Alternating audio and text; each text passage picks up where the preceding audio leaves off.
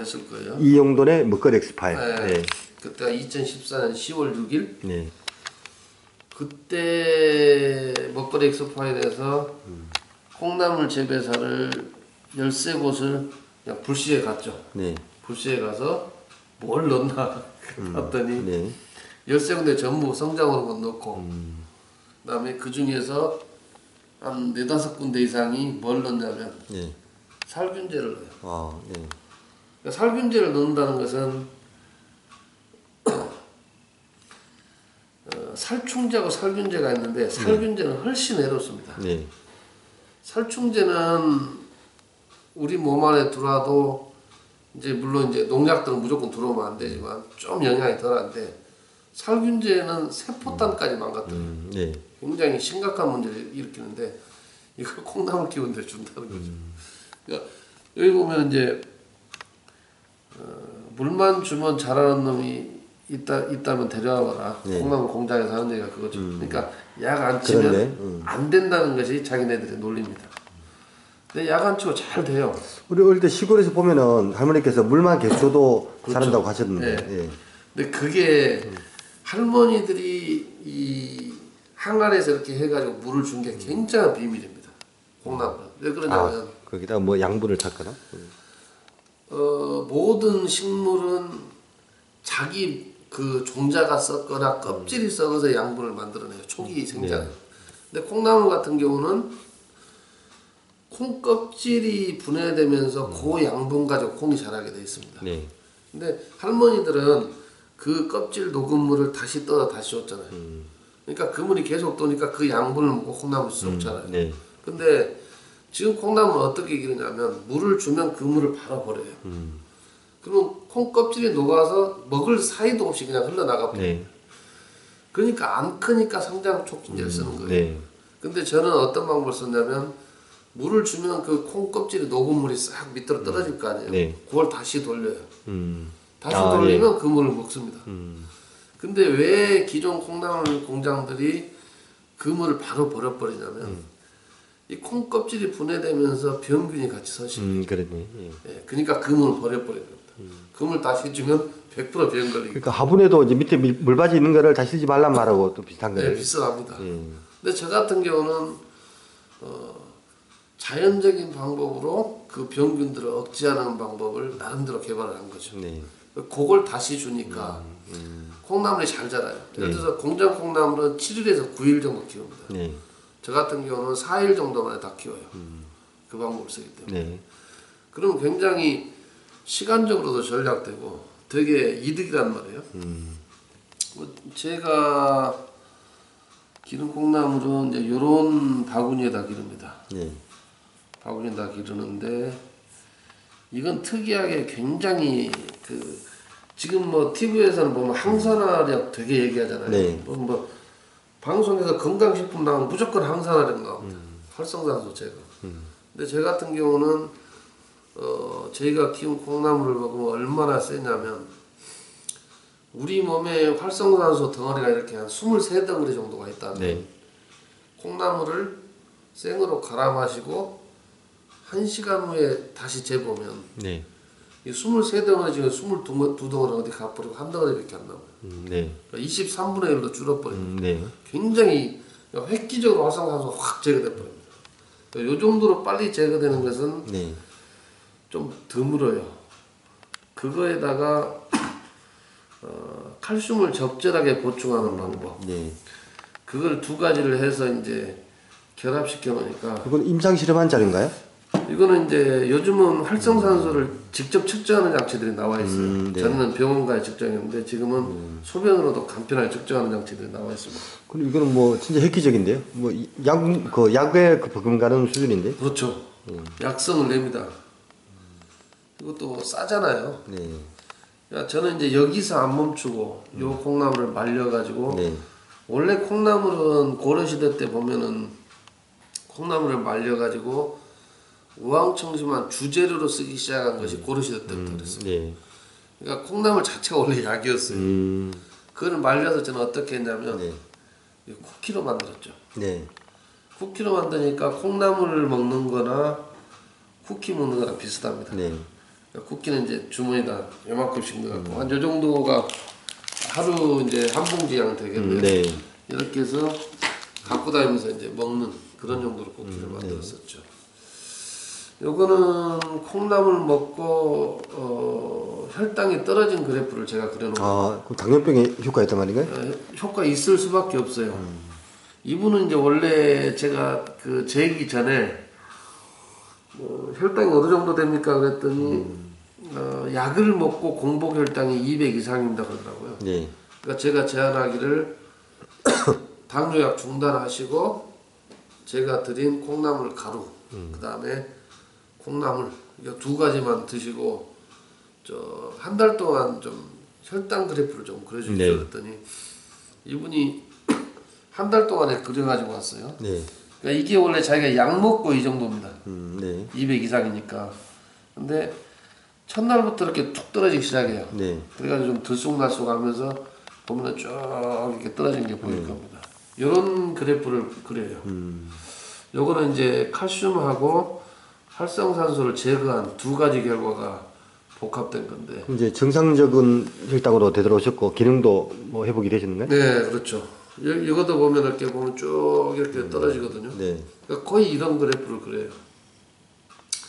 이거는 이제 골다공이 채워진 그래프를 3차원 스캐닝으로 찍어 놓은 건데 네.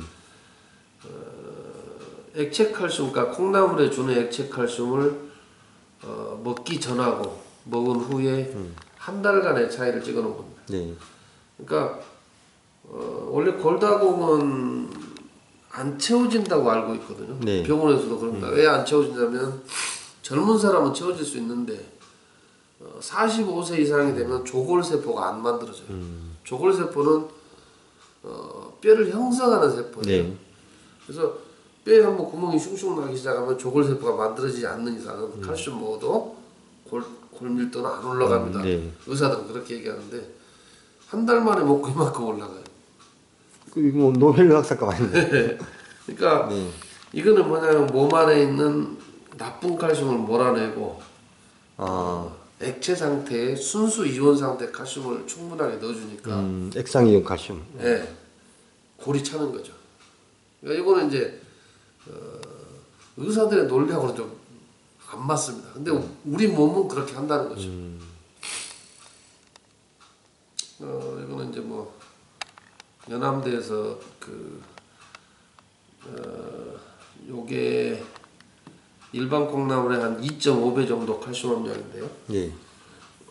현재는 제가 최고 기록을 갖고 있습니다. 콩나물의 칼슘 함량은. 대부분 칼슘 콩나물 그러면 32mg가 일반 콩나물의 칼슘 함량인데 거기다 2, 3mm만 높아도 칼슘제로 거쳐요. 근데 저는 그냥 한 번에 2.5배가 확 넘은 거예요. 네. 그러니까 획기적으로 많이 들어있는 거죠.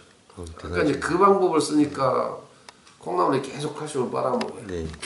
LG에서도 진짜 콩나물의 칼슘 함량이 높아지는지 해달라 그래가지고 지네 학교 안에 들어가가지고 그 안에 들어가서 지네들이 성적서를 내본 겁니다. 네. 그리고 이제 자기네들이 그 콩나물에 주는 물 떠다가 농약 들어있나 검사해 본 거고요. 245종 농약 불검출 이렇게 나오고 네. 거기에 준 칼슘이 이온 상태인지를 측정한 건데 여기 보면은 칼슘의 총량이 예를 들어서 25라면 이온화된 양은 25니까 100% 이온화된 네. 거죠. 그러니까 칼슘은 유명한 게 흡수가 안 된다고 하는 것이 유명한 이온이거든요. 네. 근데 얘는 뱃속에서 소화기관이 이온화를 시켜야 흡수가 됩니다. 칼슘. 근데 얘는 이제 이미 이온화가 되어 있기 때문에 이런 물에 들어있어요. 네. 그걸 마시면 그냥 별도 흡수 과정 없이 소화 과정 없이 그냥 흡수돼 버려요. 네. 그런 걸 이제 기술화를 해놓은 거고요.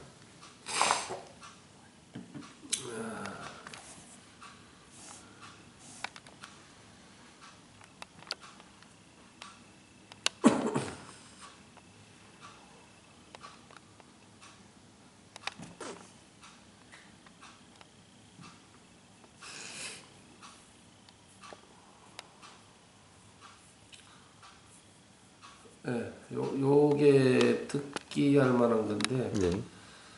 저는 이제 콩나물을 이런 식으로 다단으로 설치해 놓고 네. 이 물을 하루에 한 번씩만 교체를 해요. 하루 종일 주고 그 물 버려버리고 네. 그다음에 또 하루 주고 또 버리고. 근데 지금은 콩나물 공장들이 물 주면 바로 버리기 때문에 네. 물 소비도 상당히 많아요. 근데 저희 같은 경우는 일반 콩나물 재배사의 30분의 1밖에 물을 안 씁니다. 네. 그러니까 물 자원도 절약하고 병 없이 콩나물을 키우는 방법도 하고 또 그렇게 해서 기존 콩나물은 기능성 콩나물을 만들 수가 없어요. 네. 왜 만들 수 없냐면 기능성 콩나물을 만들면 기능액을 넣어야 되잖아요. 네. 예를 들어서 칼슘을 넣든 무슨 뭐 녹용 줄기세포 추출물을 넣든 이런 걸 해가지고 또 뭐 요즘에는 유기게르마늄도 되게 싸게 나왔는데 유기게르마늄 넣어서 뭐 항암 콩나물을 만든다든 그러면 기존의 방법은 물 주어서 바로 버려버리기 때문에 네. 넣을 때마다 그걸 넣어야 되잖아요. 그러니까 가격 비중 때문에 그걸 넣지를 못해요. 네. 그래서 기존 방법으로는 기능성 콩나물을 만드는 게 불가능합니다. 근데 이런 식으로 이제 순환 재배를 하게 되면 여기다 기능액을 타고 그걸 가지고 돌리면 하루는 빨아먹잖아요. 네. 그러니까 훨씬 기능적인 콩나물을 만들기가 유리합니다. 그러니까 그런 방법으로 저는 이제 콩나물을 길러서 기능화를 한 거고요. 네. 요게 이제 그 액상칼슘입니다. 네. 현재는 이제 세계에서 가장 고농도 기준을 갖췄고 네. 그다음에 중성 pH. 얘가 pH가 높으면 문제거든요. 네. 왜냐하면 pH 높은 걸 우리가 먹으면 소화기관이 그걸 맞추려고 네. 산을 분비해요. 그럼 또다시 문제를 일으키는데 얘는 중성 pH라서 그냥 물에다가 섞어서 쓰면은 그대로 칼슘을 그대로 빨아먹습니다. 현재 시판되고 있는 건가요? 제가 여주에서 한 4년 정도 회사를 했었어요. 그 음료로 유통을 했었어요. 네. 이제 이사하면은 다 허가 기준이 없어지기 때문에 네. 요게 이제 제 기술 중에 하나인데 요 바구니에다 병균이 싫어하는 주파수를 발생하게 해놨어요. 아. 그러면 썩는다는 것은 병균이 번식하는 거하고 똑같은 거거든요. 네. 병균이 번식하니까 썩습니다. 네. 근데 왜 저희가 기른 콩나물은 안 썩냐면 병균이 싫어하는 주파를 여기서 계속 내니까 병균들이 여기서 번식을 하네요. 그러니까 싹이 안 난 콩이 썩는 거거든요. 네. 그 싹이 안 난 콩이 안 썩어요. 수확할 때까지 네. 그대로 있습니다. 그렇게 해서 농약을 안 주고 키울 수 있는 방법을 자연적으로 천연적으로 이제 그 주파수를 어떻게 또 찾을 수 있는 거죠? 주파수를 여기다 입력하는 방법을 제가 고유하게 또 개발한 거고. 그것도 이제 알려지는 않는 주파수 영역되고 그런 거 아닌가요? 예, 어쨌든 병균이 싫어하는 주파수대가 있습니다. 네. 그거를 바구니에다 넣어놓은 거죠. 요거는 이제 그 바구니 가지고 병균이 실제로 죽는지를 이렇게 그 뭐 기관에서 검사를 한 건데 24시간 만에 보면 이게 비포고 이게 붙었는데 깨끗이 없어졌고 네. 그냥 아예 서식을 안 합니다. 아 여기 내가 살 곳이 아니구나. 아니 방금 이제 그 얘기를 듣고 네. 암세포도 주파수로 뭔가를 되찾을 수 네, 있다는 맞습니다. 생각이 듣겠네요. 암세포도 충분히 주파수가 없어집니다. 그 영역대만 차이내면은 예. 그럼 노벨 의학상감인데요. 그런 기술이 이미 미국에서 상용화가 돼가지고 아. 이미 뭐 꽤 많이 알려지고 퍼졌죠.